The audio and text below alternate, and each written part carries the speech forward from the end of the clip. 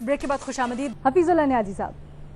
देखिए जी, इमरान खान साहब ने जो आज कन्फेशनल स्टेटमेंट दिया है, क्या ही अच्छा होता कि वो आज एक पूरा एक पैकेज बना के देते कि मैंने जो सैकड़ों, दर्जनों नहीं सैकड़ों ऐसे बातें की हैं जो मुझे मुंह की खानी पड़ी है, तो मैं उस सब के लिए कौम से माफी चाहता हूं, और एक की बजाय नहीं कईयों को बता देते कि हुआ है।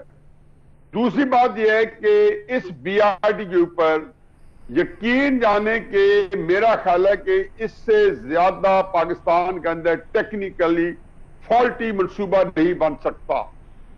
ये मंसूबा आपको अगले 2-3 साल में हॉन्ट करता रहेगा।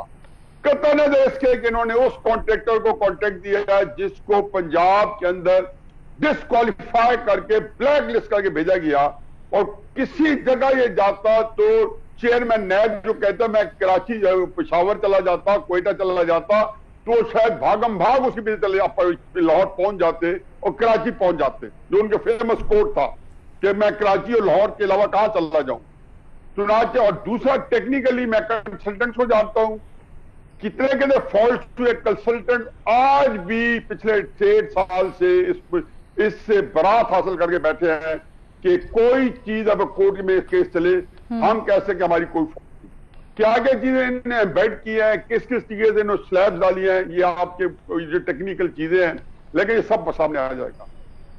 फाइनेंशियली ये सूबा जो है, ये मनसूबा जो है, ये इस रिप ऑफ, अब पति बाबर साहब कानून की जुबान में उससे क्या तर्जमा करते हैं कि इसे बिल्कुल एक डेवलपमेंट के मनसूबे के अंदर इससे ज्यादा व्हाइट एलिफेंट, इससे ज्यादा महंगा, इससे ज्यादा जिसको कहना चाहिए पैसे का ज़िया जो है इसी चीज के ऊपर नहीं कतई नजर इसके जो लेट होने की वजह से हुआ है।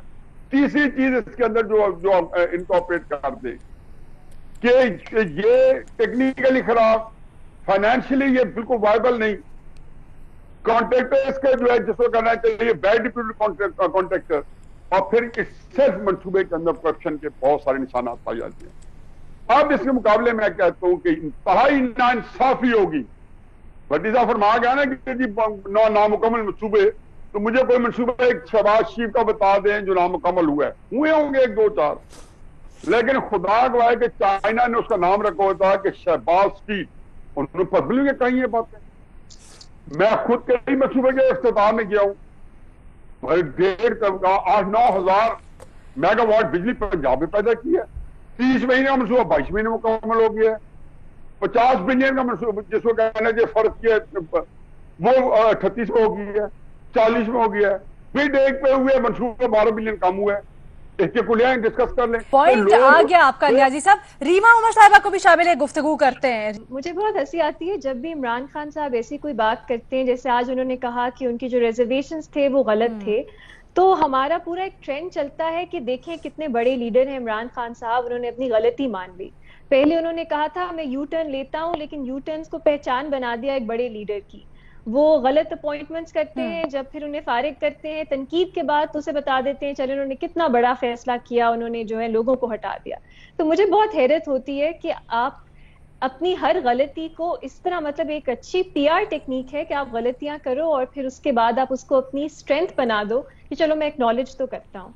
लेकिन मुझे ये अभी तक समझ नहीं आई, मैंने उनका जो प्रेस, जो उनका मीडिया से इंटरेक्शन थी वो सुनी कि उन्होंने माना क्या है एग्जैक्टली, कि उनके पेशावर बीआरटी के बारे में जो तहफ्फुज़ात थे वो गलत थे, या उनके मैस ट्रांजिट जो ये सिस्टम्स होते हैं इनके बारे में तहफ्फुज़ात गलत थे, या जो महमल बात कर रही थी कि जो पहले वो कहते थे कि मुल्तान में नहीं बननी चाहिए मेट्रो बस, या जनरली इस तरह के जो प्रोजेक्ट्स थे उनकी तनकीद करते थे वो गलत था। तो मुझे अभी तक समझ नहीं आई कि उन्होंने एग्जैक्टली माना क्या है, क्योंकि अगर पेशावर के बारे बीआरटी के बारे में उनके तहफ्फुज़ात गलत थे तो क्या उनके तहफ्फुज़ात एग्जैक्टली थे क्या, और जो बाकी लोग कंसर्न्स रेज करते हैं इस मंसूबे के बारे में, वो ये नहीं है कि पेशावर में बनना नहीं चाहिए कोई इस तरह का पब्लिक ट्रांसपोर्ट का सिस्टम, लेकिन कि ये इतना महंगा क्यों है।